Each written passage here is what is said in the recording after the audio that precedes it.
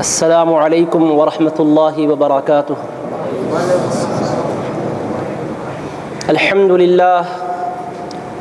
للہ رب العالمین، والصلاة والسلام علی حبیبہ سید الانبیاء واشرف المرسلین، وعلی آلہ الطیبین الطاہرین، واصحابہ الاکرمین الافضلین، وعلى من أحبهم وتبعهم بإحسان أجمعين إلى يوم الدين. أما بعد، فأعوذ بالله من الشيطان الرجيم. بسم الله الرحمن الرحيم. ولا تحسبن الذين قتلوا في سبيل الله أمواتا بل أحياء عند ربهم يرزقون. وقال تعالى في شأن حبيبه الكريم: ان اللہ وملائکتہ یصلون علی النبی یا ایہا الذین آمنوا صلوا علیہ وسلموا تسلیما. اللہم صل علی سیدنا محمد وعلی آلہ وصحبہ افضل صلواتک وعدد معلوماتک وبارک وسلم. معزز علماء کرام، خطباء اعظام، بزرگان محترم، مکرم حاضرین و معزز سامعین، اللہ سبحانہ و تعالیٰ کا ارشاد مبارک ہے: وَلَا تَحْسَبَنَّ الَّذِينَ قُتِلُوا فِي سَبِيلِ اللَّهِ أَمْوَاتًا، اور جو اللہ کی راہ میں شہید کیے گئے انہیں ہرگز مردہ خیال نہ کرنا، بل احیاء، بلکہ وہ زندہ ہیں، عند ربہم یرزقون، اپنے رب کے پاس رزق و روزی پاتے ہیں. فرحین بما آتاہم اللہ من فضلہ، اللہ تعالیٰ نے اپنے فضل و کرم سے جو نعمت انہیں عطا فرمائی ہے اس پر ہمیشہ وہ خوش رہتے ہیں. یستبشرون بالذین لم یلحقوا بہم من خلفہم الا خوف علیہم ولا ہم یحزنون، اپنے ان بھائیوں کے بارے میں بھی مبارکبادیوں کا جذبہ رکھتے ہیں اور ان کی نسبت بھی وہ خوشیاں مناتے ہیں کہ جو ابھی ان سے آ کر ملے نہیں ہیں، آنے والے ہیں، اس امر پر کہ ان پر بھی کوئی خوف نہیں ہے اور نہ وہ غمزدہ اور رنجیدہ ہونے والے ہیں.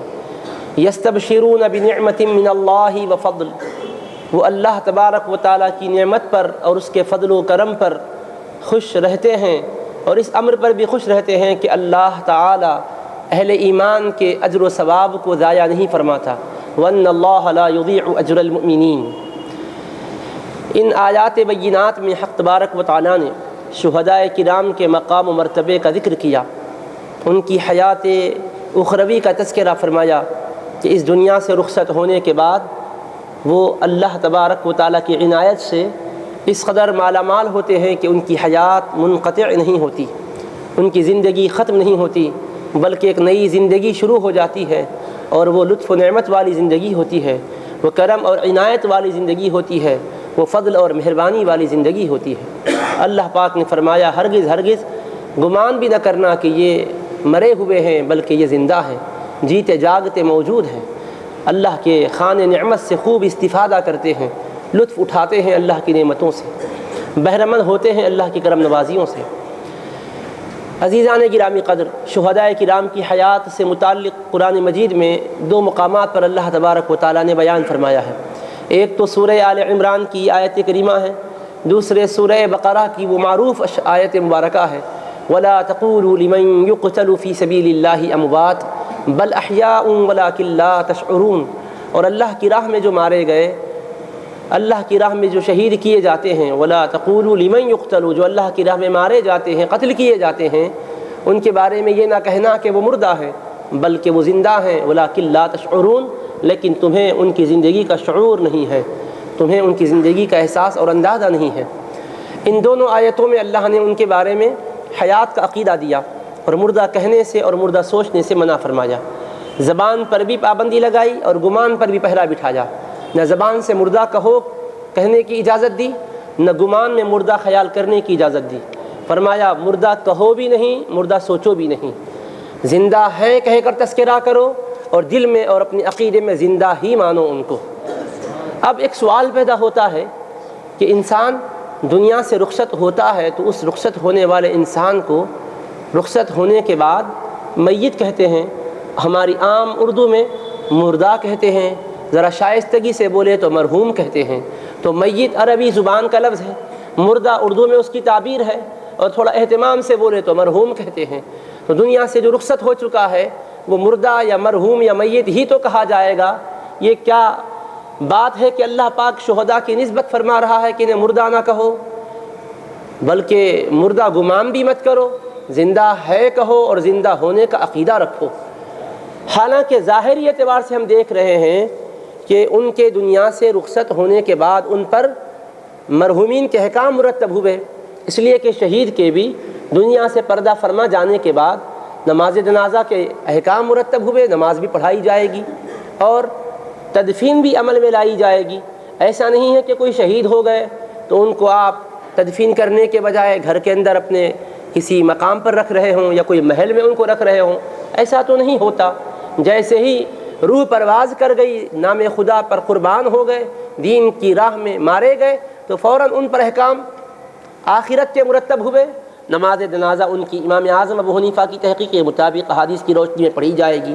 دیگر ائمہ کے پاس شہداء کا اعزاز ہے کہ نماز جنازہ کی ضرورت نہیں ہے، لیکن امام اعظم ابو حنیفہ رحمۃ اللہ علیہ نے احادیث کریمہ کی روشنی میں جو مسلک کو اختیار کیا ہے وہ شہداء کرام کی نماز پڑھنے کا ہے، تو نماز بھی پڑھی جائے گی اور باقاعدہ تدفین بھی عمل میں لائی جائے گی۔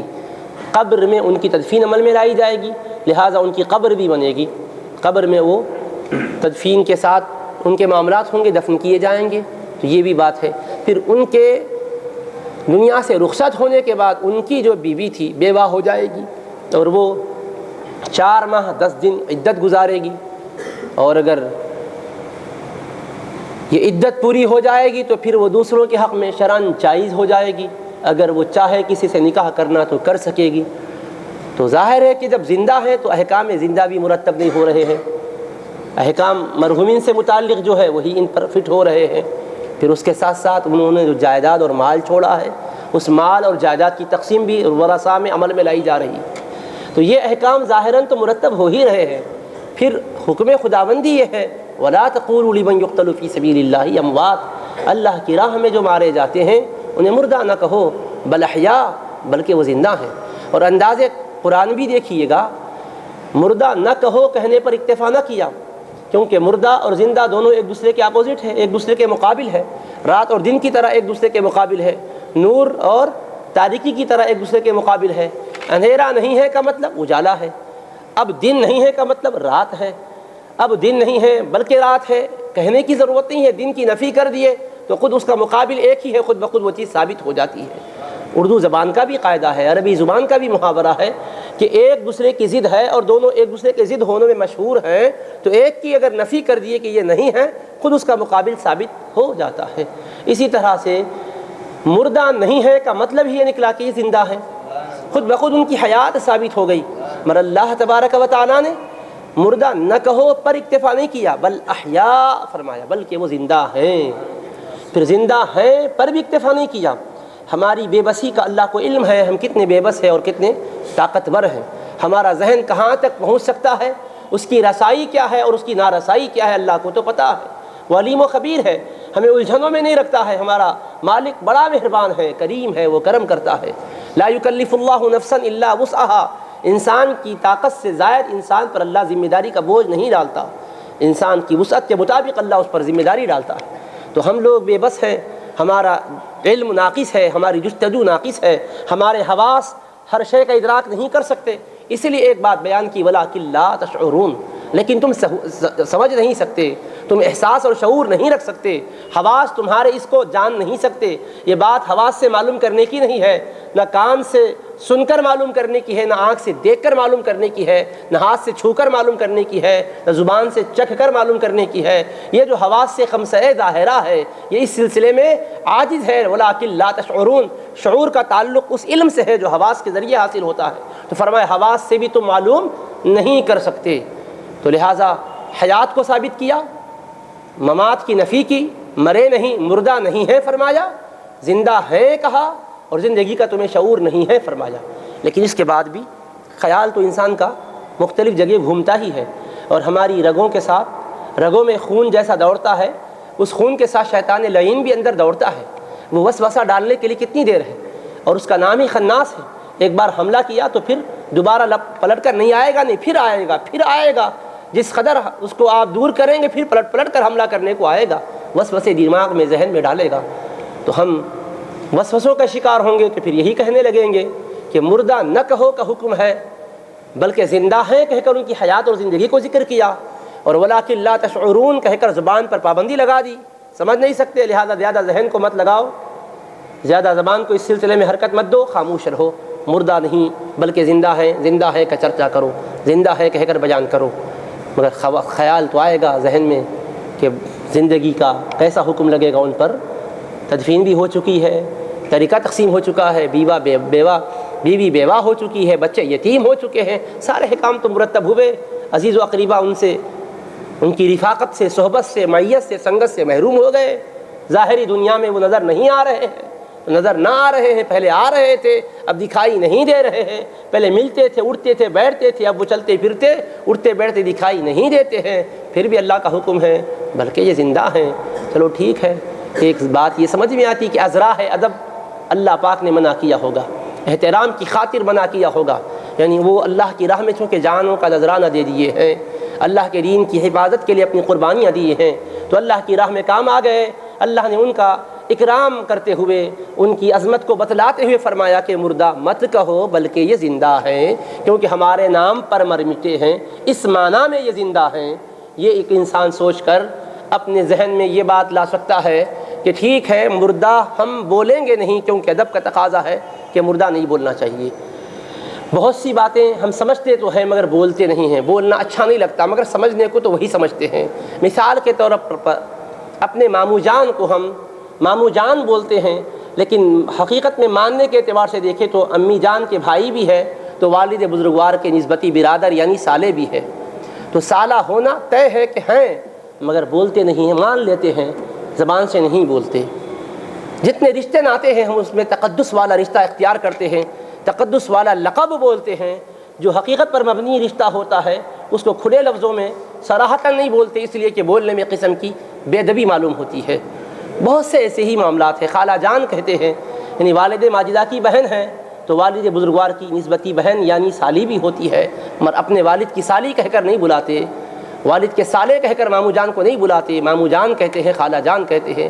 اسی طرح سے دیگر رشتوں کا حال ہے۔ تو یہ بھی ایک انسان سوچ سکتا ہے کہ یہاں مردہ کہنے سے جو روکا گیا ہے شاید کہ احترام اور تکریم کی وجہ سے روکا گیا ہو۔ ماننے میں تو کوئی حرج نہیں ہے کہ مردہ تو سمجھنا ہی چاہیے، کیونکہ مردوں جیسے احکام بھی ان پر مرتب ہوئے اور بظاہر کٹ گئے، اعضاء بکھر گئے، سر تن سے جدا ہو گیا، آنتیں باہر آ گئی، دماغ اور بھیجا نکل گیا، ظاہری خون بہہ گیا، تو بظاہر یہ سب کچھ ہو رہا ہے تو کیا کہیں گے؟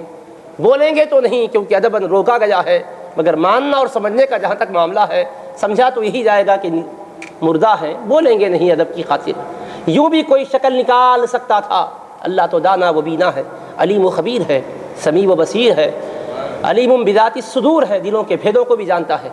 اس کی شان یعلم السر ہی نہیں ہے، وہ اخفا بھی ہے، السر پوشیدہ چیز کو جانتا ہے، اس سے بھی زیادہ چھپی ہوئی چیز کو جانتا ہے، یعلم السر و اخفا۔ ہم جو بولتے ہیں اس کو بھی جانتا ہے، جو دلوں میں سوچتے ہیں اس کو بھی جانتا ہے، دل کی دھڑکنیں بھی اس پر مخفی اور پوشیدہ نہیں ہیں۔ لا یخفی علیہ شیء فی الارض ولا فی السماء، آسمان و زمین کا کوئی حصہ اللہ کے علم سے چھپا ہوا نہیں ہے۔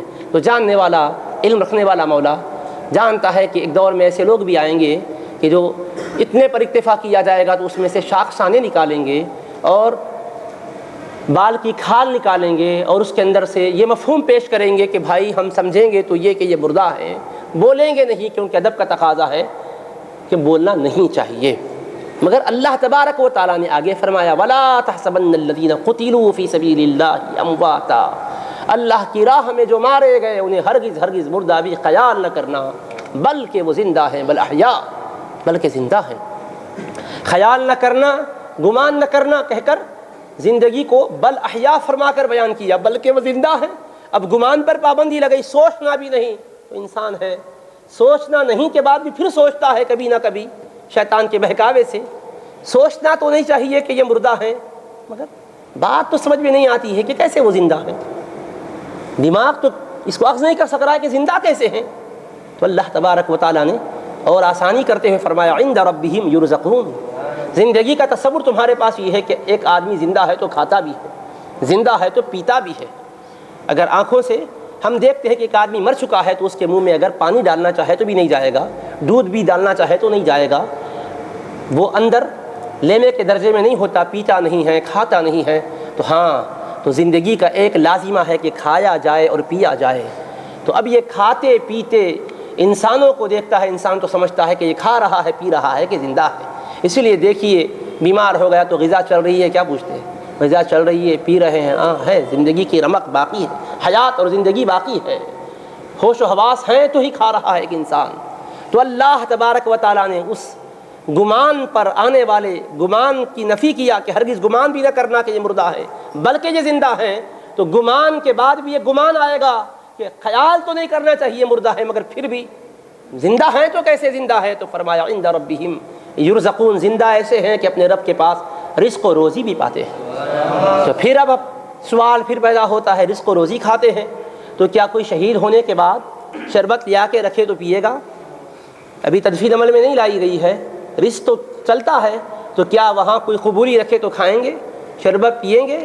جیسا کہ بعض ابنائے زمانہ اعتراض کرتے ہیں کہ تم امام علی مقام کی محبت میں یہ پکاتے ہو اور شربت بنا کر پلاتے ہو، کیا وہ کھاتے ہیں، وہ پیتے ہیں؟ تو عزیزان محترم، اللہ پاک نے کتنی پیاری بات فرمائی۔ اللہ شہیدوں کا اور ان کی عظمتوں کا پاسباں ہے۔ معترضین کے اعتراضات کیا ہوں گے اللہ کو تو پتہ ہے۔ اللہ نے یرزقون پر اکتفا نہیں کیا، صرف یرزقون بھی کہتا، وہ رزق و روزی سے مالا مال ہوتے ہیں تب بھی مطلب سمجھ میں آ جاتا تھا، مگر اللہ نے عند ربہم کا لفظ بھی بڑھا دیا۔ وہ رزق پاتے ہیں مگر تمہارے پاس نہیں، اپنے رب کے پاس روزی پاتے ہیں، تمہارے ہاتھوں سے نہیں کھاتے، وہ بے نیاز ہیں، تمہارے ہاتھوں کے کھانے کی انہیں حاجت نہیں ہے، جس کے نام پر مر مٹے ہیں وہی رب ان کو کھلاتا اور پلاتا ہے۔ عند ربہم یرزقون، وہ اپنے رب کے پاس رزق پاتے ہیں، روزی سے مالا مال ہوتے ہیں۔ ان کی حیات کی یہ شان بیان کی ہے کہ ان کو رزق ملتا ہے، روزی سے مالا مال ہوتے ہیں، مگر عند ربہم، اپنے رب کے پاس سے روزی پاتے ہیں۔ ان کا رب ہے، عند ربہم ہے، ان کی تربیت کرنے والا، ان کو پالنے والا رب ہے۔ تو ربہم کا لفظ بتا رہا ہے کہ حیات منقطع نہیں ہوئی ہے، وہ رب پرورش کرنے والے کو کہتے ہیں، تربیت کرنے والے کو کہتے ہیں۔ ختم ہو چکے تو ان کا رب کس معنی میں ہے؟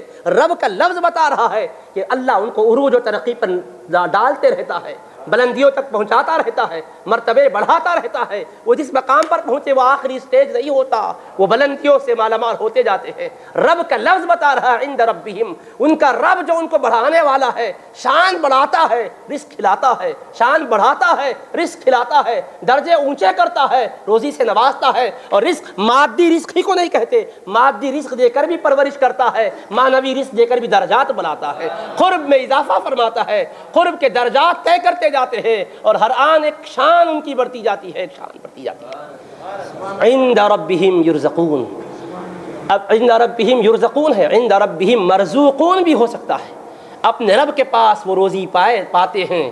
مرزوقون، رزق ان کو ملتا ہے ان کے رب کے پاس، مگر یرزقون آیا ہے، مرزوقون نہیں آیا ہے۔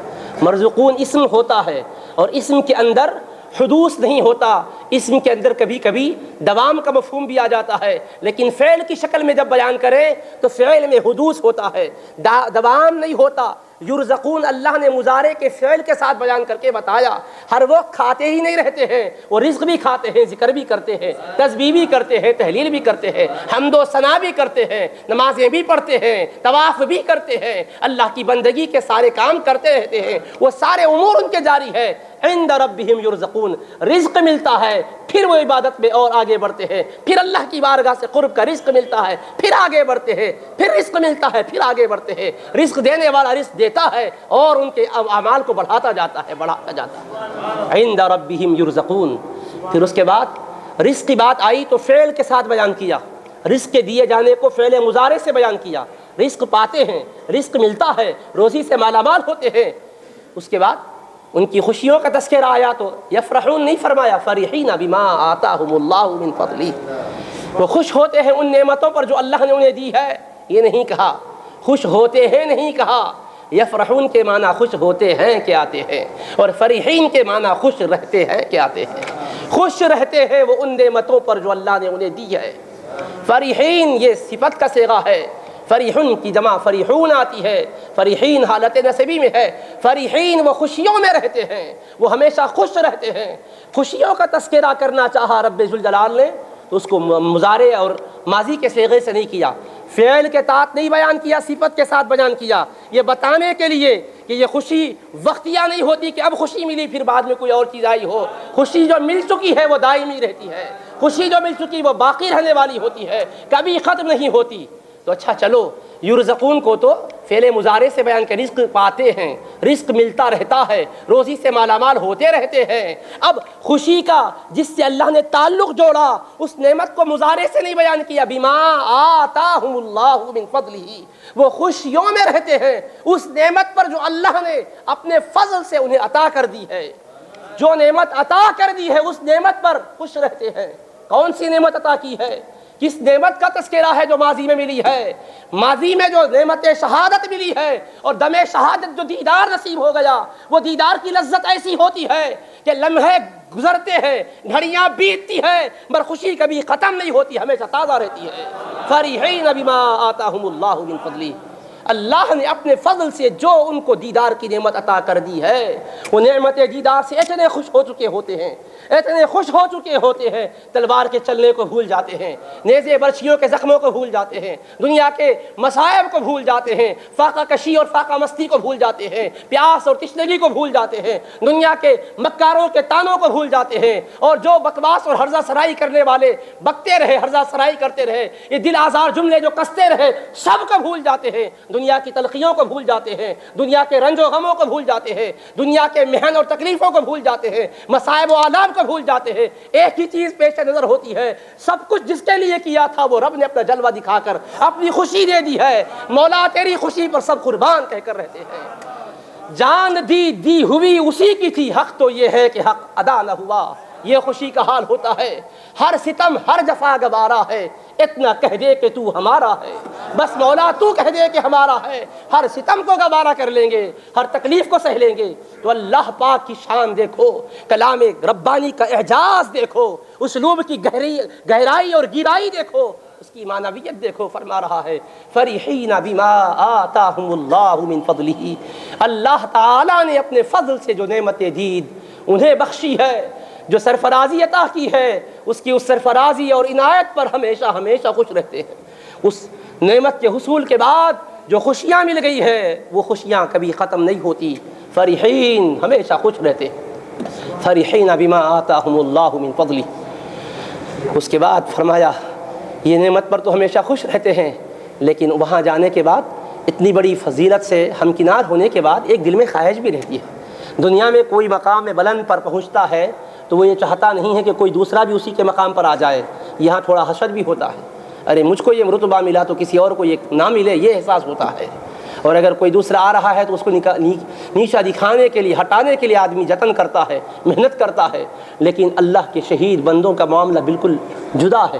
جب وہ اللہ کے حضور حاضر ہوتے ہیں، دیدار کی نعمت ان کو ملتی ہے، شربت دیدار جب ان کو پلا دیے جاتے ہیں تو اس کے بعد حال یہ ہوتا ہے کہ وہ چاہتے ہیں کہ جو ہمارے بھائی ابھی آئے نہیں ہیں، آنے والے ہیں، اللہ تبارک و تعالیٰ ان کو بھی یہ نعمت عطا کرے کہہ کر ان کے دل میں تمنا ہوتی ہے، اور اللہ تعالیٰ ان کی تمنا کو بر لانے کے لیے وہ نعمت ان کو عطا کرنے کا وعدہ بھی کرتا ہے۔ چنانچہ سنن ابن ماجہ شریف میں حدیث پاک ہے، سیدنا جابر بن عبداللہ الانصاری رضی اللہ تعالی عنہما کے والد بزرگوار احد شریف کے معرکے میں شہید ہو گئے تھے۔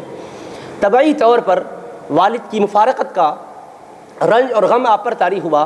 حضور نبی کریم علیہ السلام نے ملاحظہ کیا کہ آپ فکر مند ہیں، تو ارشاد فرمایا اے جابر، کیا میں تمہارے لیے باعث خوشی امر کی اطلاع نہ دوں، ایک دم تم کو خوشی دلانے والی خبر نہ پہنچاؤں؟ عرض کرنے لگے میرے آقا فرمائے یہ کیا بات ہے؟ تو اللہ کے حبیب علیہ السلام نے فرمایا جابر، تمہارے والد جو احد شریف میں شہید ہوئے، اللہ تبارک و تعالیٰ نے اتنا ان کا مرتبہ اونچا کیا، اتنا مرتبہ اونچا کیا کہ اللہ نے بلا حجاب اپنا دیدار ان کو عطا کیا، اور بلا حجاب اللہ نے ہم کلامی کے شرف سے مشرف کیا، ہم کلامی کا اعزاز بخشا، بے حجاب جمال خداوندی کا مشاہدہ بھی نصیب ہوا، مکالمہ بھی نصیب ہوا، ہم کلامی کی سعادت مل گئی۔ اور اللہ تبارک و تعالیٰ نے اس کے بعد فرمایا عبدی تمنا علیہ، اے میرے پیارے بندے تمنا کیا ہے، آرزو کیا ہے بیان کر۔ تو میرے والد نے کہا میرے مالک و مولا، تیری نعمتوں سے شاد کام ہوں، اس پر فرحاں و شاداں ہوں، اب کس نعمت کا میں تجھ سے تذکرہ کروں؟ کوئی کمی تو نہیں ہے کہ کوئی نعمت کے بارے میں عرض کروں، سب کچھ تو نے عطا کر دیا۔ تو رب نے فرمایا نہیں، کوئی آرزو ہے تو عرض کرو۔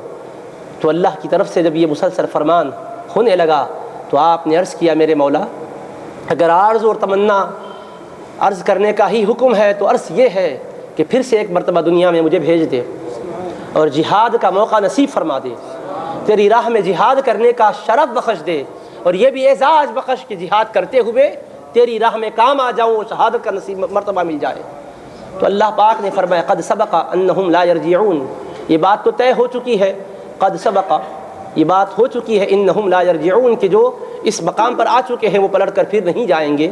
اللہ تبارک و تعالیٰ کی طرف سے جب یہ اعلان ہوا تو وہ عرض کرنے لگے مولا میری ایک اور درخواست ہے کہ ہمارے جو بھائی دنیا میں رہتے ہیں انہیں تو نہیں معلوم ہمیں کیا کیا مراتب پر تو نے فائز کیا ہے، کیا کیا مراتب ہمیں تو نے مرحمت فرمائے ہیں، ان مرتبوں کے بارے میں انہیں تو کوئی آگاہی نہیں ہے۔ میں چاہتا ہوں کہ میرے مولا ہمارے بھائیوں کو بھی معلوم ہو جائے کہ ہمیں کسی عزت سے تو نے نوازا ہے، تاکہ وہ جہاد میں کبھی کم ہمت نہ رہیں اور کسل مندی کا مظاہرہ نہ کریں، تیری راہ میں مر مٹنے کا جذبہ ان کے اندر بھی فروغ پائے اور سب کچھ لٹا کر تیری رضا کے طالب بن کر رہیں۔ تو اے اللہ ان تک یہ پیغام پہنچ جائے۔ تو اللہ پاک نے فرمایا میں کفالت لیتا ہوں، ذمہ داری لیتا ہوں کہ انہیں میرے محبوب کی معرفت کی خوشخبری پہنچا دوں گا کہ وہ اللہ کی راہ میں اگر شہید ہو جاتے ہیں تو کیسے اعزاز سے نوازے جاتے ہیں۔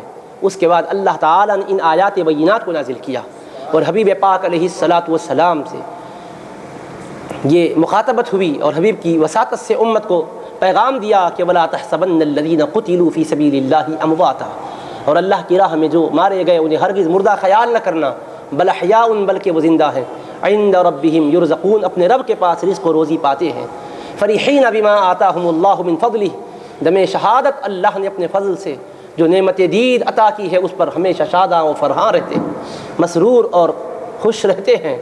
اس کے بعد اب وہ جن کے معروضے پر یہ آیتیں نازل ہوئی اس کا تذکرہ کیا، اس جذبے کا۔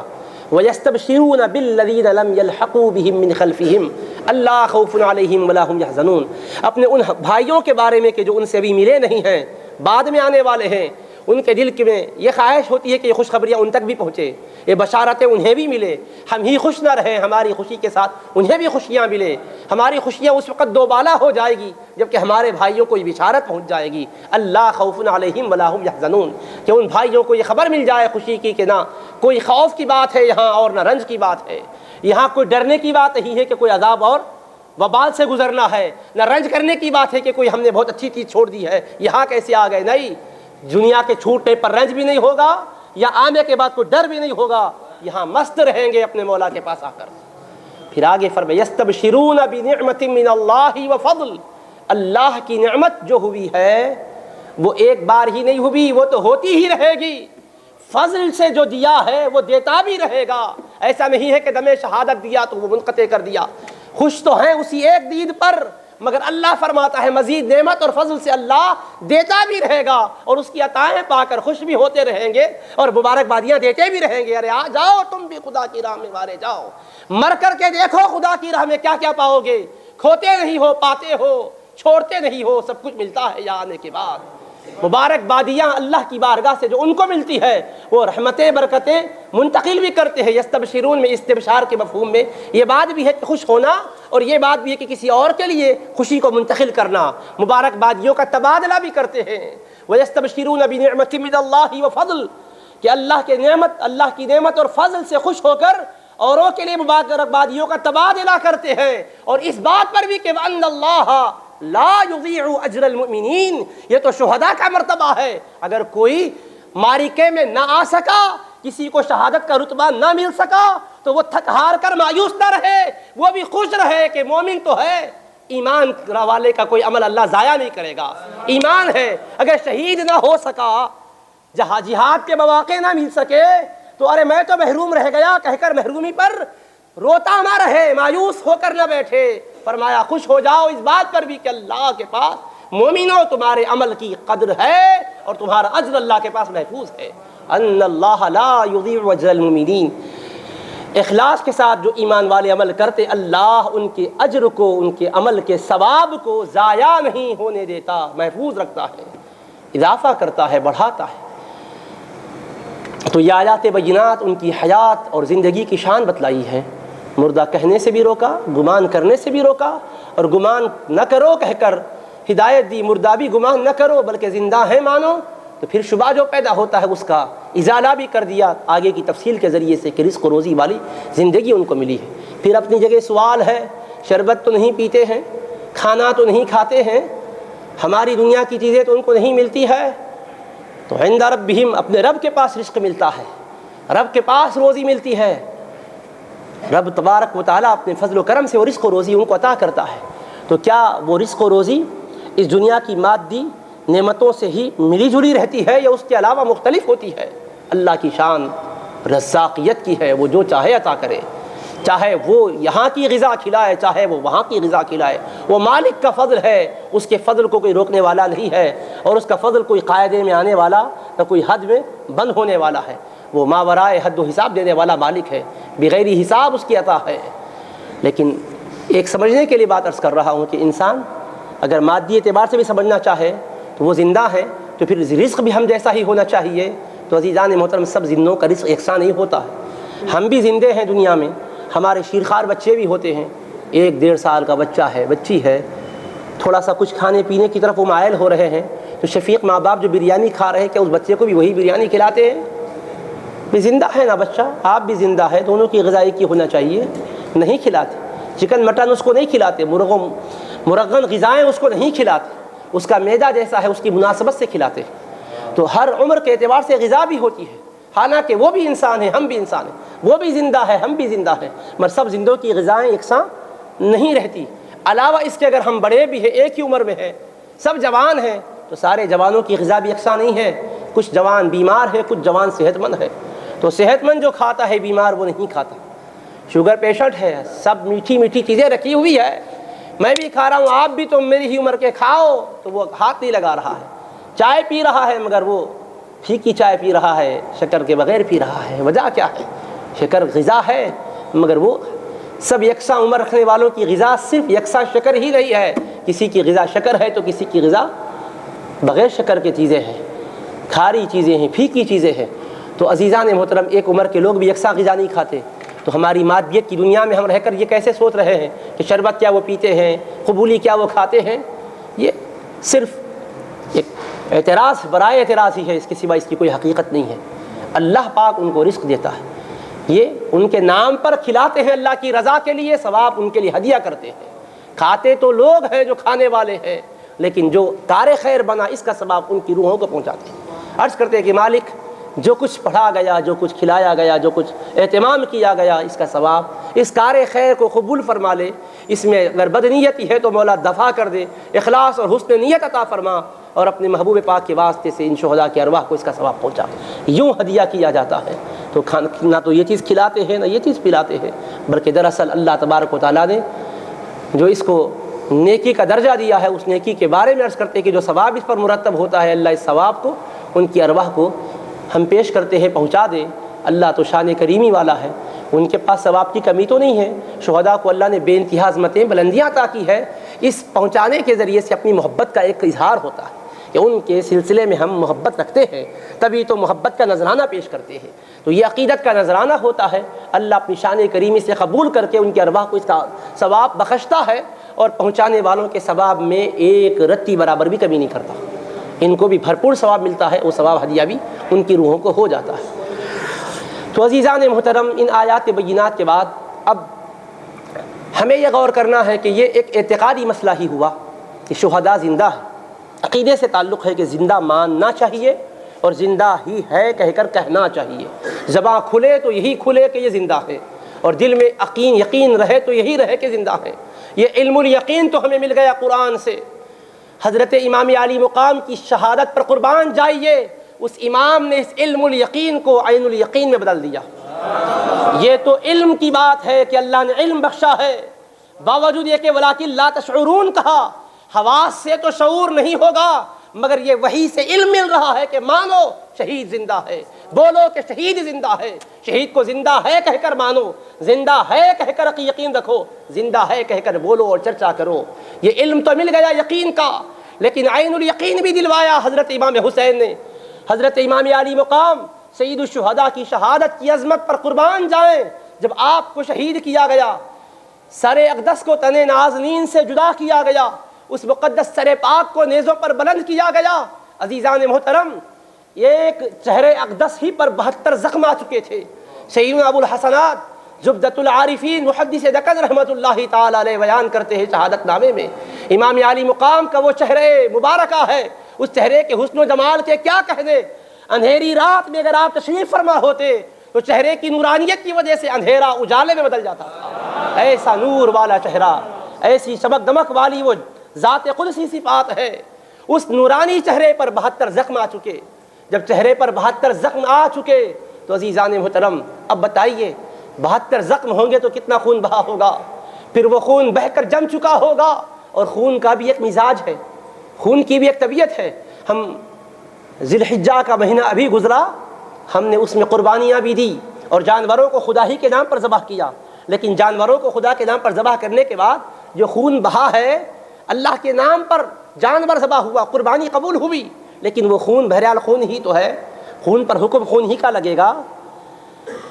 تھوڑی دیر کے بعد اگر خون صاف نہیں کیا جائے گا تو اس سے بو آنے لگ جائے گی، رنگ اس کا کالا ہوگا، پھر اس کے بعد انتہائی کریہ بدبو آئے گی، کوئی برداشت نہیں کر سکے گا، اسی لیے دھوتے ہیں، زیادہ سے زیادہ پانی ڈال کر اس کو بہاتے ہیں، خوب صاف کرتے ہیں، بو دور کرنے کی کوشش کرتے ہیں۔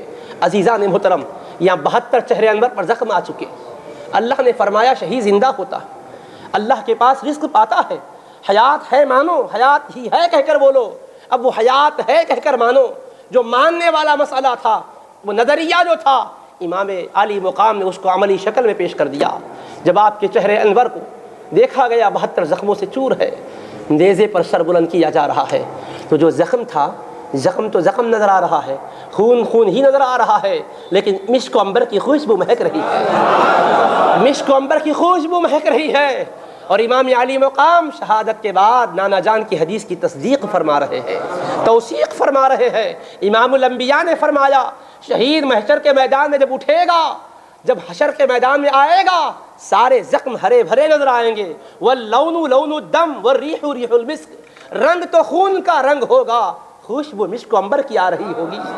حبیب پاک نے محشر کے میدان کے لیے فرمایا ہے شہید اٹھے گا حشر کے میدان میں تو یہ اعزاز ہوگا کہ لون تو دم کا لون ہوگا، رنگ تو خون کا رنگ ہوگا، لیکن اس سے مشک و عنبر کی خوشبو آ رہی ہوگی۔ امام علی مقام نے قیامت کبریٰ میں ہونے والے معاملے کو قیامت صغریٰ کے بعد بتا دیا ہے۔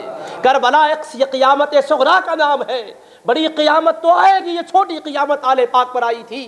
اور امام علی مقام نے بتایا عالم آخرت کا سفر شروع ہو چکا ہے، تم اعتقاداً مانتے ہو کہ شہید زندہ ہے، شیطان خناس کہیں وسوسہ نہ ڈالے، جاتے جاتے امت مصطفیہ کی ہمدردی کر رہے ہیں۔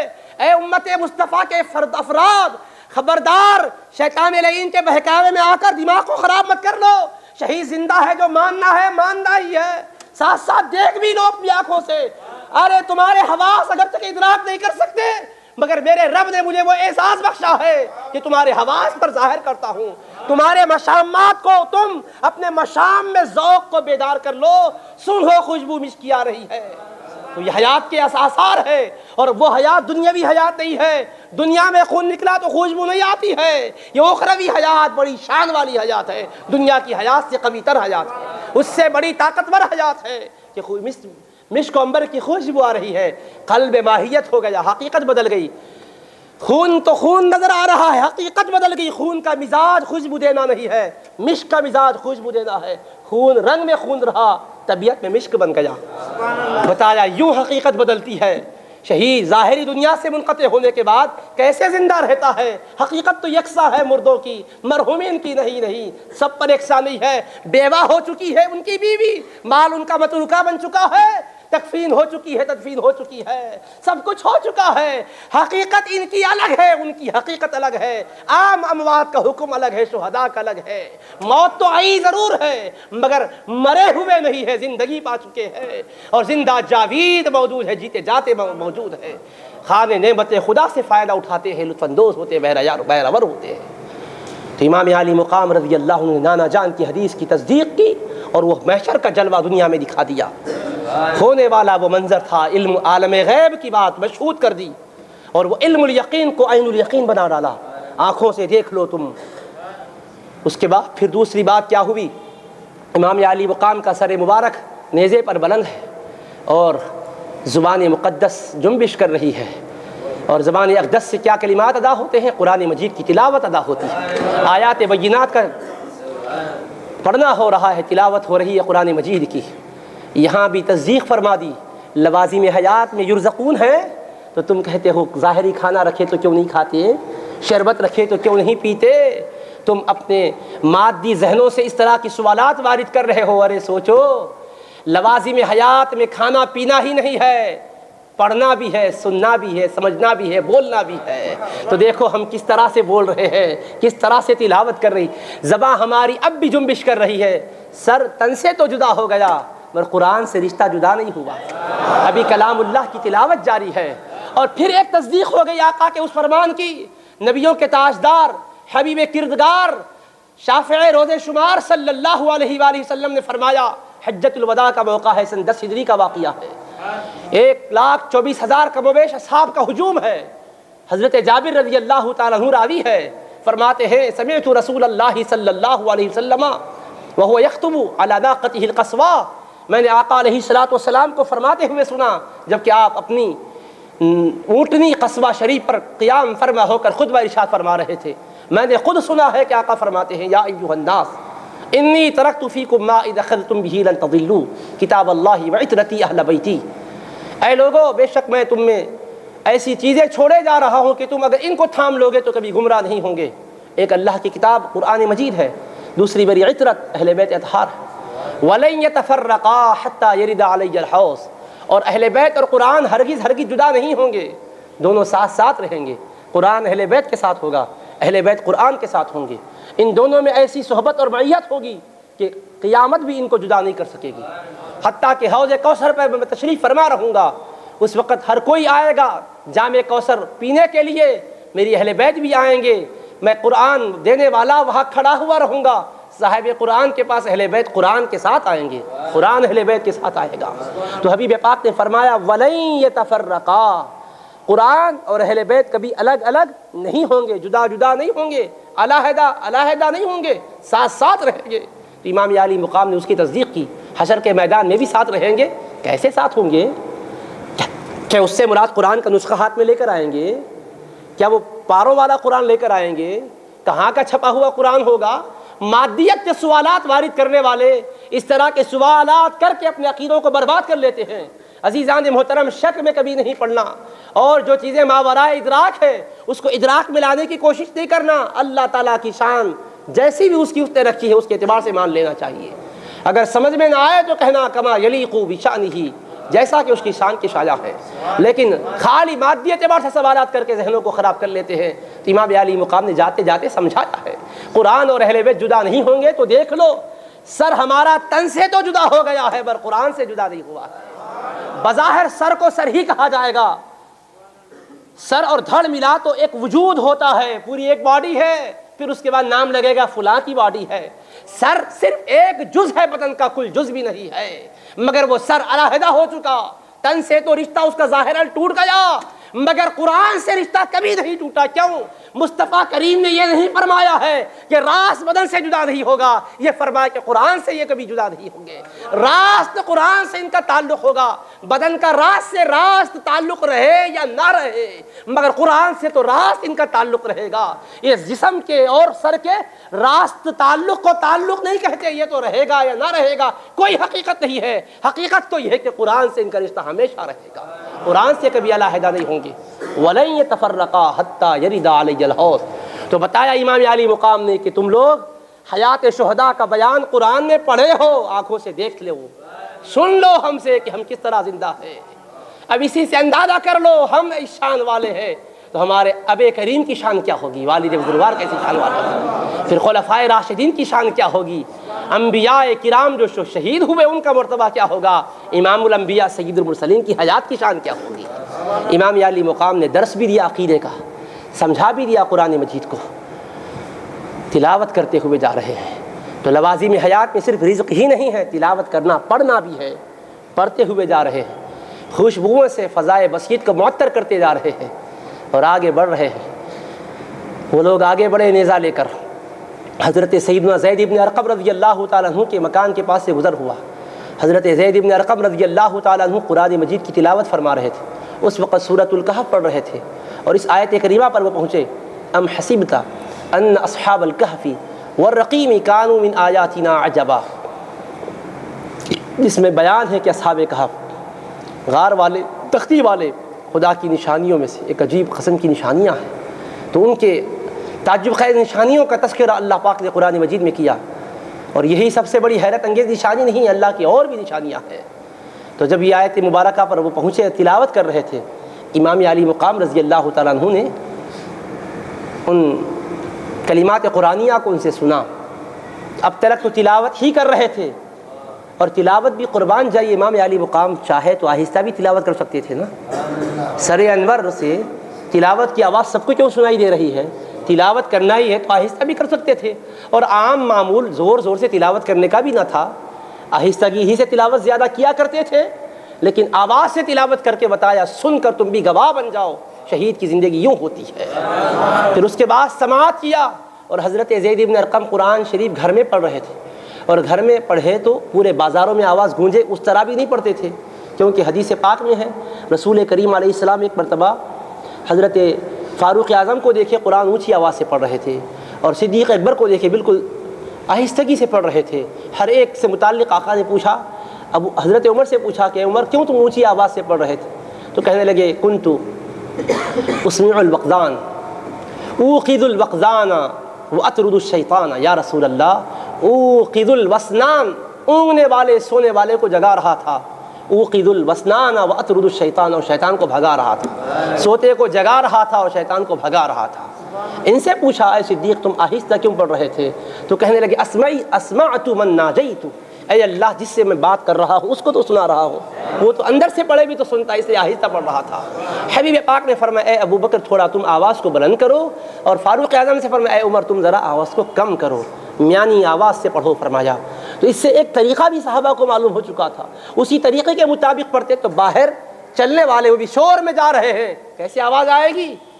تو دو باتیں ہیں، یا تو یہاں اتفاقاً آواز سے پڑھ رہے تھے، یا پھر یہ کہ وہ تو معمول سے پڑھ رہے تھے، شور مچا ہوا ادھر تھا، مگر کان آپ کے میرے نہیں تھے، امام حسین کے کان ہے، امام علی مقام کے کان کی سماعت ہمارے کان کی سماعت جیسی نہیں ہے، ایک شہید کے کان کی سماعت ہے۔ وہ تو گھر ہی میں پڑھ رہے تھے، آپ نے وہ آواز سنی، اس آیت کو سنا تو فرمایا، اعجب من ذالک قتلی و حملی، اصحاب کہف خدا کی قدرت کی سب سے عظیم نشانیوں میں سے نہیں ہے، وہی سب سے تعجب خیز نشانی نہیں ہے، سب سے بڑھ کر تعجب تو ہم پر کرو، ہمیں قتل بھی کر دیا گیا ہے اور ہمارے سر کو نیزے پر اٹھا کر لے جایا بھی جا رہا ہے، پھر بھی قرآن پڑھتے جا رہے ہیں اور قرآن کو سمجھاتے جا رہے ہیں۔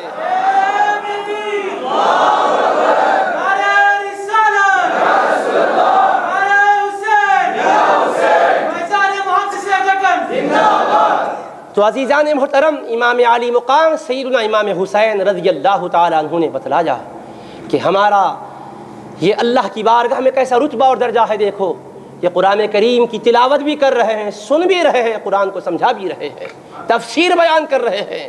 ام حسبت ان اصحاب الکہف والرقیم کی مفسرین مختلف متعدد تفاسیر بیان کریں گے، ایک نئی تفسیر بھی مل گئی ہے کہ اعجب من ذلک قتلی و حملی، اور یہ تفسیر امام حسین سے منقول ہے، کب؟ شہادت کے بعد منقول ہے۔ اب مفسرین نقل کرتے ہیں تو بعد شہادت کی تفسیر نقل کرتے ہیں۔ تو بتایا شہید واقعتاً زندہ ہے، مانو بھی کہ زندہ ہے، بولو بھی کہ زندہ ہے، اس طرح کے ایسی زندگی ہے کہ بعد شہادت بھی حیات کے سارے فیوز و برکات جاری ہے، جاری بھی ہے تو اور شان والے ہو گئے، بڑھ گئے، علم دیتے جا رہے ہیں، معرفت دیتے جا رہے ہیں اور عالم کو مہکاتے جا رہے ہیں۔ فضائے بسیط کو معطر اور معمر بناتے جا رہے ہیں، ماحول کو منور بناتے جا رہے ہیں، روشن بناتے جا رہے ہیں۔ اور اس کے بعد جب وہ آگے بڑھے، کوفہ سے پھر دمشق کی طرف چل پڑے، رات کا وقت ہوا، ایک مقام پر انہوں نے قیام کرنا طے کیا، وہاں ایک راہب تھا، اس کا گرجا گھر تھا، اس کے پاس ٹھہرنا طے پا گیا۔ وہ ان لوگوں کو دیکھا، ان کی حالتیں عجیب و غریب نظر آئی، پھر دیکھا کہ خانواد مصطفیٰ کے وہ نفوس قدسیہ بھی ہیں جو اسیری کی حالت میں لے جائے جا رہے ہیں۔ امام زین العابدین رضی اللہ عنہ سب کی قیادت فرما رہے ہیں، ان کی نگرانی میں یہ نورانی قافلہ کوفہ سے دمشق، پھر دمشق سے مدینہ منورہ کی طرف چل پڑا جا رہا ہے۔ تو انہوں نے پوچھا کون ہے، کیا قصہ ہے؟ تو بتایا گیا اس طرح سے قصہ ہے، وہ یہودی تھا، راہب تھا، اس نے حیرانی کا اظہار کیا ہے، افسوس، جس نبی کا کلمہ پڑھتے ہو ان کے نواسے کو شہید کر دیا، ان کا سر لے کر اس طرح سے نیزے پر بلند کر کے پھر رہے ہو۔ اس نے کہا اچھا ٹھیک ہے، سمجھ گیا یہ درہم و دینار کے کتے ہیں، یہ مال و دولت کے لالچی ہیں۔ تو کہنے لگا تم کو ہزاروں کی تعداد، ایک غیر معمولی تعداد میں تقریباً 1000 یا 10,000 کچھ اشرفیاں دے کر کہا یہ لے لو، ایک رات کے لیے مجھے یہ سر دے دو۔ وہ مال و درہم کے ہی تو پجاری تھے، زر پرست تھے، دنیا پرست تھے، ہوا پرست تھے، دنیا کی مردار محبت کی خاطر انہوں نے اپنی آخرت کو برباد کر لیا تھا، لعنت کا تو گلے میں ڈال لیا تھا۔ کہنے لگے ٹھیک ہے رکھ لو، حوالے کر دیے۔ اب وہ کون تھا؟ یہودی راہب تھا، مسلمان نہیں تھا، یہودی یا عیسائی تھا، بہرحال مسلمان نہیں تھا، اہل کتاب سے تھا۔ وہ رات میں اس سر انور کی خدمت کیا۔ امام عالی مقام رضی اللہ عنہ حیات کو بتا رہے ہیں، قرآن میں تم نے شہداء کی حیات کا بیان پڑھا ہے، اب سمجھو کہ حیات کی شان کی ہے۔ ہم صرف حیات ہی نہیں رکھتے، حیات بھی ایسی رکھتے ہیں کہ لوازم حیات پوری جاری و ساری ہے۔ امام عالی مقام رضی اللہ عنہ کے سر انور سے کرامت ظاہر ہوئی، وہ ادب کے ساتھ ٹھہرا رہا، خدمت کرتا رہا۔ ظاہری اعتبار سے اس نے اپنے پاس جو عطر تھا پیش کیا، کیونکہ ابھی اس کے مشام کھلے نہیں تھے، عطر پیش کیا، خدمت کیا۔ اب آپ بولیں گے خوشبو مہک رہی تھی تو پھر عطر کی ضرورت کیا ہے؟ اللہ کے محبوب کے پسینے مبارک میں بھی خوشبو آیا کرتی تھی، عطر سے بڑھ کر خوشبو ہوتی تھی، مگر آقا پسینے خوشبو کا اہتمام کرتے تھے، یہ سنت کریمہ ہے، شاید وہی سنت کریمہ کی ادائیگی کا ایک موقع آیا ہوگا۔ تو بہرحال اس نے خدمت کی، اس کے بعد پوری رات بڑے ادب و احترام سے سر انور کا مشاہدہ کرتا رہا۔ اللہ تبارک و تعالیٰ نے حسن ادب کی وجہ سے اس کی آنکھوں سے پٹیاں ہٹا دی، حجابات ہٹا دیے، وہ جو اس پر نور کی جو سر انور پر بارش ہو رہی تھی اس کو نظر آنے لگ گئی۔ دیکھا کہ آسمان سے نور برستا جا رہا ہے، اور اس قدر برس رہا ہے کہ نگاہیں ایسا نور کبھی نہیں دیکھی ہے، نہ چاند کی چاندنی کا ایسا اجالا ہو سکتا ہے، نہ سورج کی روشنی کا ایسا اجالا ہو سکتا ہے۔ ایک عجیب نور ہے جو دلوں کو سرور بخش رہا ہے، آنکھوں کی وساطت سے ذہن و دماغ کو منور کر رہا ہے، اندر کی دنیا سے کثافتوں کو دور کر رہا ہے، اندر کے عالم میں جو ظلمتیں ہیں وہ سب چھٹتی جا رہی ہے۔ وہ نور ہے کہ بستا جا رہا ہے، اندر سے تاریکیاں نکالتا جا رہا ہے۔ وہ نور کا سلسلہ برسنے کا چلتا رہا یہاں تک کہ سحر طلوع ہوئی۔ سحر طلوع ہوئی تو اس کی بھی قسمت کی سحر طلوع ہو گئی۔ یہ نور کا عالم جو اس پر طاری ہوا، جو مشاہدہ اس نے کیا، دل سے کفر کی ظلمتیں کافور ہو گئی، اجالا من میں اس طرح بس گیا کہ اس نے کہا اشہد ان لا الہ الا اللہ واشہد ان محمد عبدہ ورسولہ۔ اللہ کے حبیب پاک علیہ الصلوۃ والسلام کا کلمہ پڑھ کے وہ مسلمان ہو جاتا ہے۔ تو یہاں امام عالی مقام نے بتایا ابھی ہمارا سر، ابھی اس کی تدفین بھی عمل میں نہیں لائی گئی ہے، تن سے جدا ہے، ابھی تمہارے ہاتھوں ہی میں ہے، مگر شان دیکھو ہماری زندگی کی، ہم تبلیغ اسلام کر کے مسلمان بناتے جا رہے ہیں۔ دیکھو یہ کافر کو اسلام ملا ہے تو صرف ہماری وجہ سے ملا ہے۔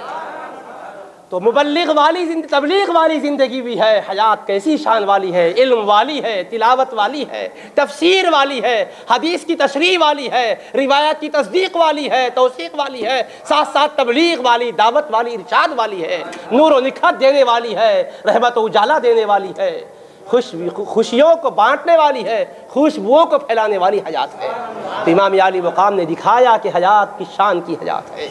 تو عزیزان محترم، اللہ تبارک و تعالیٰ نے وہ حیات، وہ زندگی امام عالی مقام رضی اللہ عنہ کو عطا کی، سارے شہداء کو جو زندگی دی ہے وہ زندگی بڑی شان والی زندگی ہے۔ اس عظمت ہی کی وجہ سے تو یہ لوگ تیار رہتے ہیں۔ کیا کربلا میں جنگ مسلط ہونے پر کسی کے ماتھے پر شکن آیا؟ کیا مستورات نے اپنے بچوں کے جانے پر غم کیا؟ کیا کوئی تماشا رسید کر لیے؟ کیا رخسار پر مارے؟ کیا سینہ کوبی کیے؟ کیا گریبان چاک کیے؟ کیا واویلا مچائے؟ نہیں. عاشورہ کی رات امام علی مقام نے فرمایا آج عبادت کی رات ہے، کل شہادت کا دن ہے. سب کو فرمایا کل خاک و خون میں لطف ہونے کا دن ہے. ہر ایک کو بتلا دیا، سارے افراد کو پتہ ہے کون کون شہید ہونے والے ہیں. دنیا سے رخصتی کا وقت آ چکا ہے، سب کو خبر ہے. مستورات پر مصیبتوں کا پہاڑ ٹوٹ رہا ہے، مگر مصطفیٰ دان رحمت صلی اللہ علیہ وسلم کی مستورات ہیں، خوان وعدہ حبیب کبریا کی وہ مقدرات ہیں، وہ عظمت والی عفت مآب خواتین ہیں کہ جنہوں نے اپنے نونہالوں کو تیار کیا، صاحبزادوں کو ہمت بندھائی کہ بیٹو کل اللہ کی رضا کے لیے قربانی دینے کا دن ہے. اسلام تمہارے خون سے ترقی کرنے والا ہے. اسلام صدا دے رہا ہے اے اہل بیت مصطفیٰ قربانی تم دو، تمہاری قربانی سے اسلام ہمیشہ کے لیے بلند ہو جائے گا. آج اسلام کو مٹانے کے لیے یزید طاغوتی طاقت اختیار کر چکا ہے، جابر ظالم بادشاہ مسلط ہو چکا ہے، اور پھر دنیا کتنی ہے، بر اعظم ایشیا سے لے کے یورپ اور افریقہ تک کے علاقے پر حکمرانی اسلام کی تھی، وہ سارے علاقے کا وہ حکمراں کہہ کر اٹھ رہا ہے. اب اس کی حکمرانی کو قبول کرنے کا مطلب یہ ہوا کہ سارے ممالک محروسہ کو ایک ظالم، ایک جابر، ایک شارب خمر، ایک بدکار، بدقیمت کے حوالے کر دینا ہے. جب بادشاہ شراب پینے والا ہے تو رعایا اگر شراب پی گی تو سزا دینے والا کون ہوگا؟ بادشاہ اگر خود باندیوں کو، لونڈیوں کو اپنے پاس نچواتا ہے، ان سے گانے لگاتا ہے، تو پھر ناچنے گانے پر پابندی لگانے والا کون ہوگا؟ وہ خود اگر نمازوں سے غفلت برت کر نشے میں مست ہو کر سو جاتا ہے، نماز فجر چلی جاتی پتہ نہیں چلتا، تو پھر نماز پڑھنے پر تاکید کرنے والا کون ہوگا؟ بے نمازیوں کو ہدایت دینے والا کون ہوگا؟ حکمراں جیسا ہوگا رعایا بھی ویسی ہی ہوگی.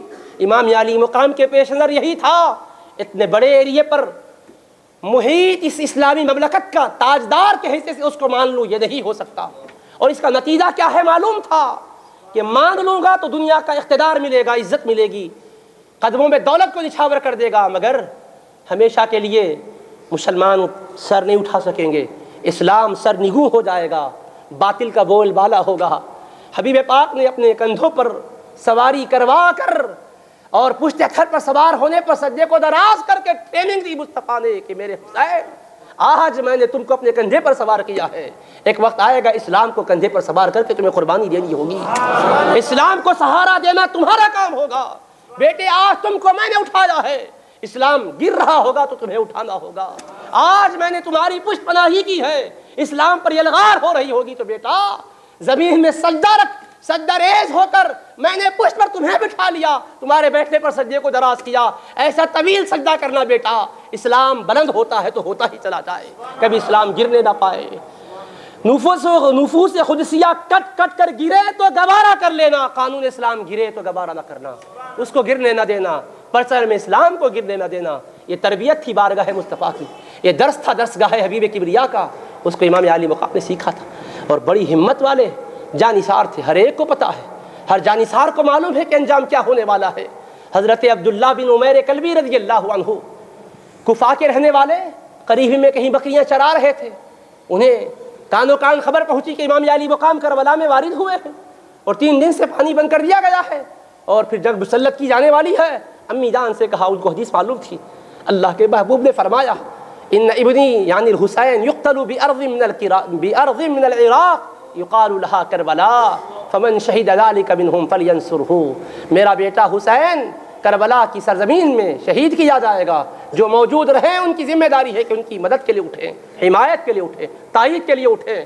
تو وہ جانثاری کا جذبہ لے کر اپنی امی جان سے پوچھتے ہیں، امی جان خبر ملی ہے کہ امام آئے ہوئے ہیں، امام پر قربان ہونے کے جذبے سے میں سرشار دل رکھتا ہوں، میں جانا چاہتا ہوں. امی نے کہا بیٹا قربان جاؤ، تم کتنے نیک نصیب ہو، اچھا تمہارا نصیب ہے. اہلیہ محترمہ سے کہا جو نئی نویلی دلہن تھی کہ میں نے تم کو شریک حیات اسی لیے بنایا تھا کہ زندگی بھر تمہارا ساتھ دوں، لیکن اب وقت آ پڑا ہے کہ میں تمہارا ساتھ دینے سے قاصر ہوں. اب شہادت کا جام پینے کے لیے امام علی مقام پر قربان ہونے کے لیے میں جا رہا ہوں. اللہ تبارک و تعالیٰ کی حفاظت میں تمہیں دیے جاتا ہوں. تو اس خاتون کی آنکھوں میں بھی آنسو آئے. کہنے لگی آپ اگر اللہ کی رضا کے لیے شہید ہونا چاہتے ہیں اور امام علی مقام پر قربان ہونا چاہتے ہیں تو میں بدبخت تو نہیں ہوں کہ روکوں. میری بھی کتنی خوش قسمتی ہوگی کہ حشر کے میدان میں کہا جائے گا شہید کی یہ بیوی ہے، ابھی نئی دلہن تھی کہ اس کا شوہر شہید ہو چکا ہے، تو میری عزت اور عظمت پر کچھ 4 چاند لگ جائیں گے۔ آپ بھی چلیے، میں بھی ساتھ چلتی ہوں، امام علی مقام پر جانثاری آپ کیجئے گا، ان کی مستورات کی خدمت کے لیے باندی بن کر میں رہتی ہوں تاکہ ان کی خدمت کرتی رہوں، یہ عزت اللہ مجھے بھی عطا کر دے۔ آئے امام علی مقام رضی اللہ تعالیٰ عنہ کی خدمت میں آ کر عرض کیا کہ ماں، دشمنوں نے اپنے نرغے میں لے لیا ہے، ہم غلام کو موقع عطا کیجیے، پہلے ہم اپنی غلامی کا نذرانہ پیش کرتے ہیں۔ آپ نے دعاؤں سے نوازا۔ پھر میدان میں جب حضرت کلبی رضی اللہ عنہ اترتے ہیں، 1 2 نہیں، دیکھو آپ ایک مجاہد کی طاقت و توانائی کیسی ہے۔ ظاہری طاقت میں وہ بھی تو تھے، وہ تو کھائے پیے ہوئے تھے، خوب جسے والے تھے، لہیم شہیم تھے، یہ تو بظاہر نقاہت نظر آ رہی تھی، بظاہر کمزور نظر آ رہے تھے، پر امام علی مقام نے سر پر ہاتھ رکھ کر بھیجا، ایک آگے بڑے 70 یزیدیوں کو جہنم میں پہنچا دیے، ایک ایک کر کے آتے گئے، ایک ایک کر کے جواب دیے، مارتے رہے، یہاں تک کہ 70 جہنم رسید ہو گئے۔ پلٹ کر آئے، امی جان سے کہا میری امی جان پیاس شدید محسوس ہو رہی ہے۔ تو ماں کا ایمان اور عقیدہ بھی کیسا تھا، ماں نے امام علی مقام سے رجوع نہیں کروایا، کہا بیٹا حوران جنت شربت کے جام لیے ہوئے ٹھہری ہوئی ہے، بس اب جاؤ قربان ہو جاؤ، وہیں پر جا کر تمہاری پیاس بجھنے والی ہے۔ پلٹ کر آئے، پھر 40 یزیدوں کو جہنم میں پہنچائے، پھر ظالموں نے ایک بار کی حملہ کیا، پھر آپ کو شہید کر دیا گیا، آپ کے سر کو ماں کی طرف پھینکا گیا، تو امی جان نے بیٹے کے سر کو چوما، کہا مبارک ہو بیٹا، اللہ کی راہ میں تم کام آ گئے، امام علی مقام پر جانثاری کا تم نے مظاہرہ کیا، تمہاری قربانی اللہ قبول کرے۔ چوم کر جلال اور غصے میں اس سر کو ایک عمران دمشقی نامی ظالم کی طرف پھینکتی ہے، وہ سر اس کے سر سے ٹکراتا ہے، وہ وہیں جہنم میں چلا جاتا ہے۔ پھر خود ڈنڈا لے کر آگے بڑھ رہی ہے۔ امام فرماتے ہیں اے خاتون، خواتین کو جنگ میں جانے کی اجازت نہیں ہے، تو کہنے لگی روتے ہوئے کہ امام میں نے طے کر لیا ہے کہ میں یہاں سے زندہ واپس نہیں جاؤں گی، میں بھی شہید ہو جاؤں گی۔ 3 یزیدیوں کو جہنم میں پہنچا کر وہ بھی شہید ہو گئی۔ پھر اس کے بعد ایک ایک کر کے جانثار شہید ہوتے رہے، تب اہل بیت کے نفوس قدسیہ کی باری آئی، انہوں نے بھی اپنے آپ کو پیش کیا۔ حضرت مولا کائنات علی مرتضیٰ رضی اللہ تعالیٰ عنہ کی دیگر صاحبزادگان نے جو بی بی فاطمہ الزہرا رضی اللہ عنہا کے بطن کے علاوہ دیگر ان کے ازواج سے تولد ہوئے تھے، ان بھائیوں نے بھی، یعنی باپ شریک بھائیوں نے بھی اجازت چاہی۔ ابتداءً آپ نے ان کو اجازت نہ دی صراحتاً، پھر اس کے بعد ان کے شوق شہادت کو دیکھ کر آپ نے آگے بڑھایا۔ اجازت نہ دینے میں بھی راز تھا، اجازت دے دیتے تو یوں لگتا کہ آپ کے دباؤ میں جا رہے ہیں، روک کر ان کے شوق شہادت کو ظاہر کیا۔ میں روکتا ہوں تو دیکھو یہ رکتے نہیں ہے، شوق شہادت ہر ایک کے اندر انفرادی طور پر ہے، ہر ایک مرمٹنے کا جذبہ رکھتا ہے۔ تو واقعی میں جہاں یہ ملے گا کہ کہیں روکا ہے، یہ کہیں تھوڑی آپ نے آزردگی ظاہر کی ہے، وہ صرف ان کے دل کی کیفیت کو آشکار کرنے کے لیے تھا کہ ہمارے ظاہراً روکنے پر بھی رک نہیں رہے ہیں، تو دیکھو ہر ایک بچہ سرفروشی کی تمنا رکھتا ہے، سرفروشی کی تمنا اب ہمارے دل میں ہے، دیکھنا ہے زور کتنا بازوئے قاتل میں ہے، توحید کی امانت سینوں میں ہے ہمارے، آسان نہیں مٹانا نام و نشاں ہمارا، آسان نہیں مٹانا نام و نشاں ہمارا، باطل سے دبنے والے اے آسمان نہیں ہم، 100 بار کر چکا ہے تو امتحان ہمارا، 100 بار کر چکا ہے تو امتحان ہمارا۔ اس جوش اور جذبے کے ساتھ آگے بڑھتے ہیں، ایک ایک جانثار شہید ہونے لگے، اور پھر آپ کے اہل بیت اطہار کے نفوس قدسیہ بھی ایک ایک کر کے قربان ہوتے رہے، اور مائیں مقدس شہزادوں کو تیار کر رہی ہے، ان کی ہمت بنا رہی ہے، اور بالکل جیسا ایک تقریب سعید میں شریک ہونے کے لیے کیسے تیار کرتی ہے، بالوں کو سنوار کر کنگھی کر کے تیل لگا کر بھیج رہی، جاؤ بیٹو جاؤ، اسلام تم کو پکار رہا ہے، نبی پاک کی شریعت تم سے استغاثہ کر رہی ہے، مجھے بچاؤ، اب مٹنے کا وقت آیا ہے، تم ہی اپنے خون کو بہا کر میری اس مردہ جسم کے اندر جان تازہ ڈال دو، اسلام پکار رہا ہے۔ اور ہر مستورات میں سے ہر خاتون اپنے بیٹوں کو تیار کر کے بھیج رہی ہے، ایک ایک کر کے شہید ہوتے گئے، ایک ایک کر کے شہید ہوتے گئے۔ حضرت قاسم رضی اللہ تعالیٰ عنہ ہے، امام حسن مجتبیٰ رضی اللہ تعالیٰ عنہ کے فرزند ارجمند ہے، انہوں نے اجازت طلب کی، امام علی مقام رضی اللہ عنہ نے فرمایا قاسم بیٹے کیسے تمہیں اجازت دوں، تمہارے والد بزرگوار بھائی حسن رضی اللہ عنہ نے تو مجھ کو تاکید کی ہے کہ میں تم پر شفقت کروں۔ تو حضرت قاسم رضی اللہ عنہ نے آپ دیدہ ہو کر کہا چچا جان حقیقی شفقت یہ ہے کہ آپ جس طرح جنت میں جا رہے ہیں ہمیں بھی ساتھ لے جائیے، دنیا میں ظالموں کے حوالے کر کے نہ جائیے۔ اس مردار دنیا میں رہنے سے جی کتراتا ہے، ہم بھی وہیں جنت کی طرف چل پڑتے ہیں۔ تو آپ دیکھیے جا رہے ہیں، شوق کے ساتھ جا رہے ہیں، جذبے کے ساتھ جا رہے ہیں، معلوم ہے کہ ہمارا خون بہے گا، اسلام کا درخت پھل پھول دے گا، تناور بنے گا، اس کو اور بڑھاوا نصیب ہوگا۔ حضرت قاسم رضی اللہ عنہ آگے بڑھے، کئی یزیدیوں کو جہنم رسید کیا، بالآخر آپ کو بھی شہید کر دیا گیا۔ ایک کر کے آئے تو کوئی بھی ٹک نہیں سکے، چاروں طرف سے حملہ کر کے شہید کر دیے۔ اس کے بعد حضرت علی اکبر رضی اللہ تعالیٰ عنہ نے اجازت چاہی۔ حضرت علی اکبر رضی اللہ عنہ امام علی مقام کے فرزند ارجمن ہیں۔ حضرت امام علی مقام نے خود ہی ان کو تیار کیا، ہتھیار باندھے، سواری پر سوار کر کے بھیجا۔ سیدنا علی اکبر رضی اللہ تعالیٰ عنہ ظاہری اعتبار سے سرکار دو عالم علیہ السلام کے جمال کے بالکل آئینہ دار تھے، ہم شکل مصطفیٰ صلی اللہ علیہ وسلم کہے جاتے تھے، کہلاتے تھے۔ جب آپ آگے بڑھے، ابن زیاد بدنیہاد نے کہا ذرا علی اکبر سے کہو کہ اپنے چہرے سے نقاب ہٹائے، جمال مصطفیٰ دیکھنے کا اشتیاق ہے، دل کا حال اللہ جانے۔ ظاہری زبان سے کہا، مگر اہل بیت کی سخاوت کی کیا شان ہے، دشمن بھی بھیک مانگتا ہے تو اس کی بھی جھولی بھرنا چاہتے ہیں۔ نقاب ہٹایا، جلوہ ظاہر ہوا، سب کے سب سر جھکائے، آنکھیں اشکبار ہو گئی۔ شمر لعین بدبخت آگے بڑھ کر کہتا ہے اتنی ہی شفقت کرنی تھی تو ان کے اتنے آدمی کیوں مارے، جنگ کیوں چھیڑی؟ لو ہوشیار کہہ کر لوگوں کو آگے بڑھنے کا حکم دیا۔ پھر فوج آگے بڑھی، حضرت علی اکبر رضی اللہ عنہ کے سامنے ایک ایک کر کے آتے رہے، جہنم رسید کیے، ہزاروں کو جہنم میں پہنچائے، سووں کو جہنم میں پہنچائے۔ اس کے بعد پھر ہر طرف سے یلغار ہونے لگی، پھر آپ نے سب کا جواب دیا۔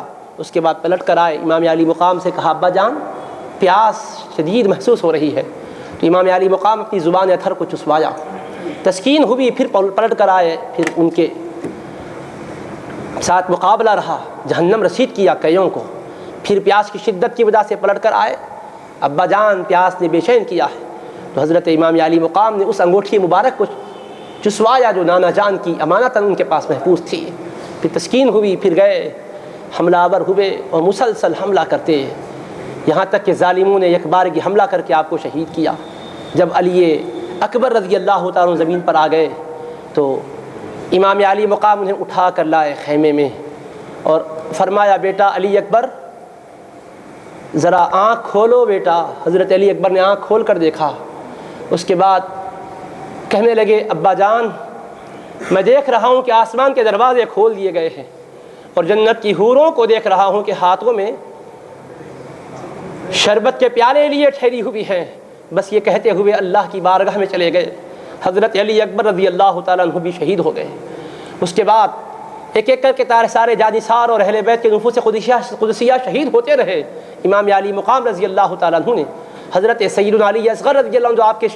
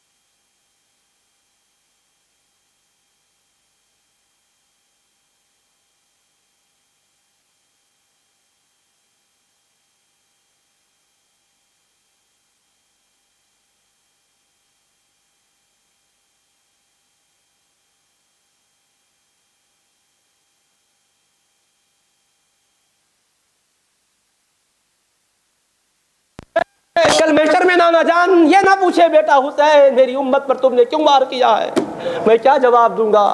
اس اخلاق عالیہ کا آپ نے مظاہرہ کیا ہے، مگر ظالموں نے ان اعلیٰ اخلاق کی قدر نہ کی، پھر ادھر سے حملہ آور ہوئے، امام علی مقام پھر آگے بڑھے، مقابلہ ہوتا رہا، بالآخر آپ کو شہید کر دیا گیا۔ جب آپ کا جسم پاک زمین پر آ گیا، بدبخت ظالم آپ کے سینے پر بیٹھ کر حلقوم پاک پر چھری پھیرنے لگا، خنجر چلانے لگا۔ امام علی مقام رضی اللہ عنہ نے فرمایا اس کو کہ آج کون سا دن ہے؟ تو اس نے کہا جمعہ کا دن ہے۔ وقت کون سا ہے؟ نماز کا وقت ہے، خطیب خطبہ دے رہا ہے۔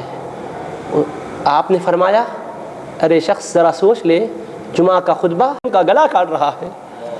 اب بھی آپ نے فرمایا ذرا جائزہ لے لے، لیکن شقاوت کی انتہا ہو چکی تھی۔ دنیا میں جب انسان دنیا طلبی میں لگ جاتا ہے تو حقائق آنکھوں سے اوجھل ہو جاتے ہیں، آخرت کو بھول جاتا ہے۔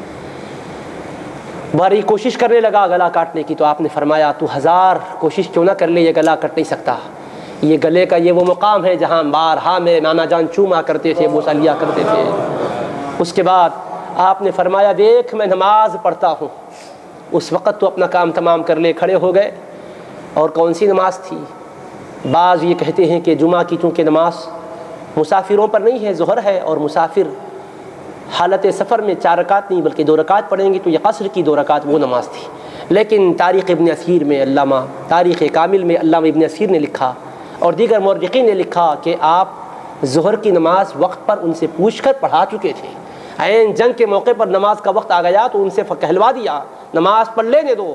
پھر فصلی بہم صلاۃ الخوف، صلاۃ الخوف جیسا پڑھاتے ہیں صلاۃ خوف، ویسی نماز سب کو آپ نے پڑھائی ہو چکی تھی۔ یہ شکرانے کی نماز تھی، دگانے شکرانہ تھا، اے اللہ اتنے سب شہید ہو گئے، ہمارے بھی قطرے خون کو تیری راہ میں بہا دیا گیا، مولا اس قربانی کو قبول کر لے، اب ہم تیری بارگاہ میں آ رہے ہیں۔ یہ شکرانے کی 2 رکعت نماز تھی۔ سجدے میں سر رکھنے کے بعد ظالم وار کرتا ہے اور آپ کے سر اقدس کو تن اقدس سے جدا کر دیتا ہے۔ سر اقدس سجدے میں تھا، امام علی مقام بارگاہ یزدی میں پیش ہوتے ہیں اور سجدے میں سر رکھ کر جان دے کر ہم غلاموں کو درس دیتے ہیں، غلاموں ہماری قربانیوں سے تم درس سیکھو اور تم اپنے آپ کو دین کی راہ پر ڈالو، استقامت کی راہ پر چلو، عبادتوں کا اہتمام کرو، نمازوں کا اہتمام کرو۔